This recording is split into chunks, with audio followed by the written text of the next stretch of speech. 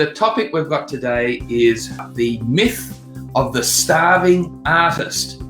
How many of you have heard that, they're an artist, so therefore they can't be making money? Or those of you who are artists, where you say, well, it's just part of being an artist. You really can't make that much money being an artist.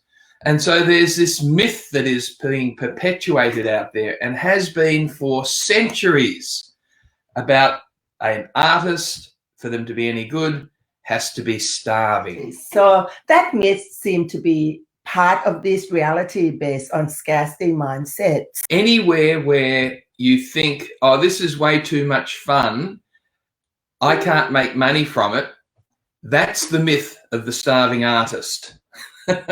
So something can be way, way, way too much fun. And if you choose, you can make money with it as well, if you're willing to not buy into that lie of the myth of the starving artist. Okay, so now I think it might be time to ask our very special guest to join us live, Madam Malika. Here we go. So Malika, you're a very successful artist. What's been your journey as an artist, and where have you seen both yourself and others pick up on this myth of the starving artist? Wow, good question.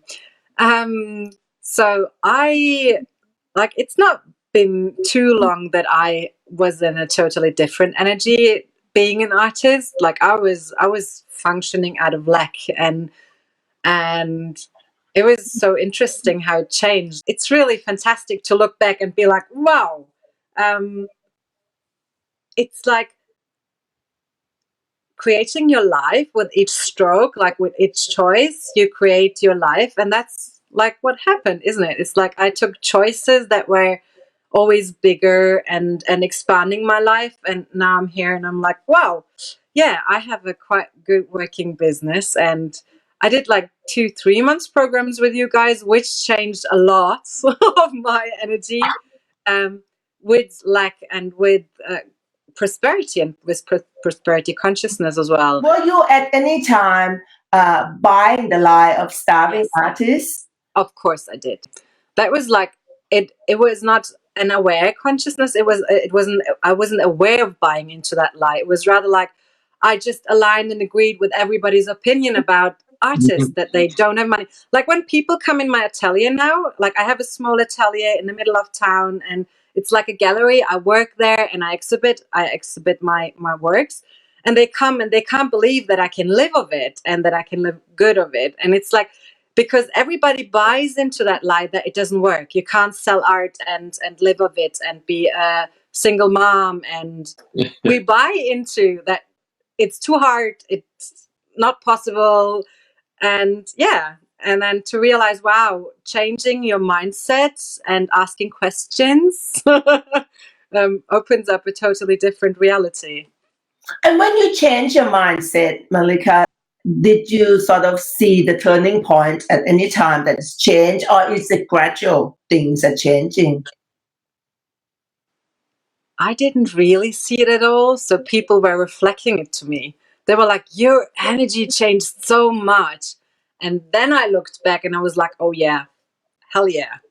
Because now I can see the lack with other people. So when they come up to me and they talk to me, I can point out where they have points of views about being in lack, about not that art can't support you, art, you can't live of your art. And there's like so many points of views about it. Or you have to die. Like still people come up and they're like, oh, you have to die to become famous. And I'm like, we'll see.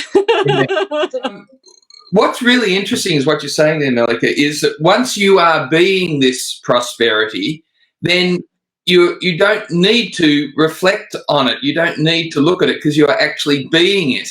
So that's why it's not often one choice. It's many, many, many, many, many choices that you've made over some time. But because you are being that prosperity, there is no longer room in your universe for that sense of lack.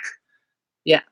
And it's still ongoing. It's not that you're like at one point you're just like, you still have to make the choice each moment to Yep. not go into lack and not Yep. agree and align with people who come and are like, oh, it's so hard. Because it's so easy to align, isn't it? It's so Yes. easy to agree and go back to, yeah, it's really hard.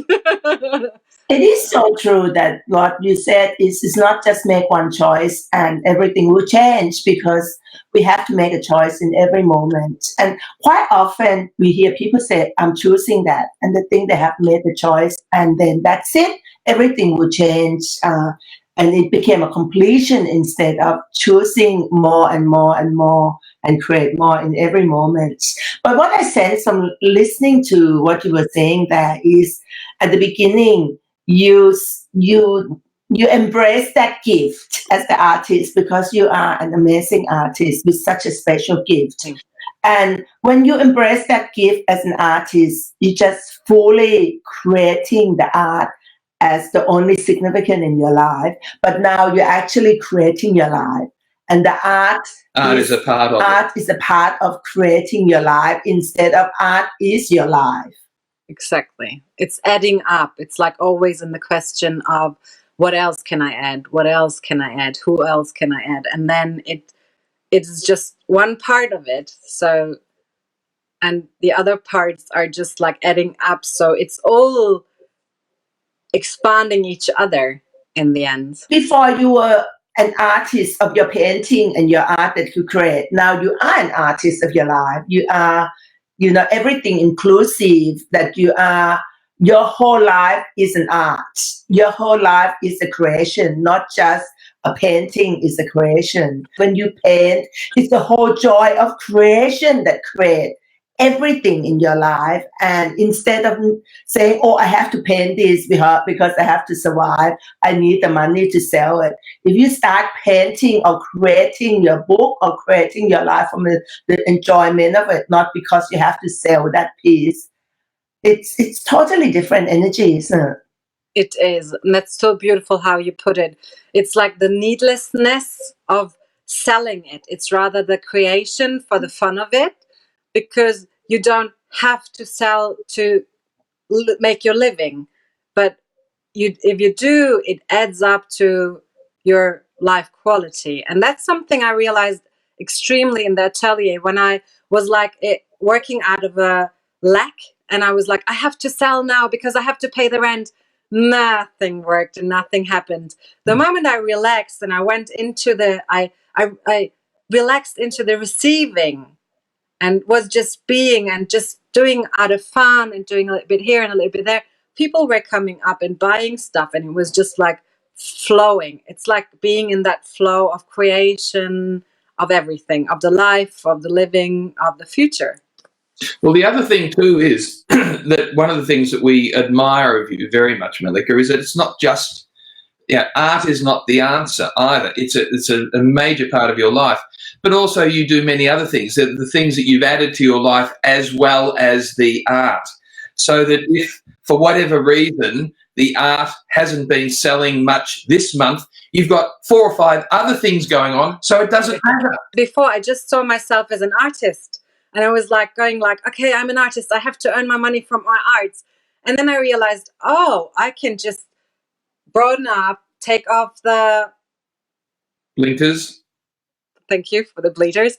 And then I became a translator for Access, and I became a facilitator. And it's just like, it's this onward movement when you begin to embrace all of you, or all of your capacities and abilities. It's like, it's really fantastic.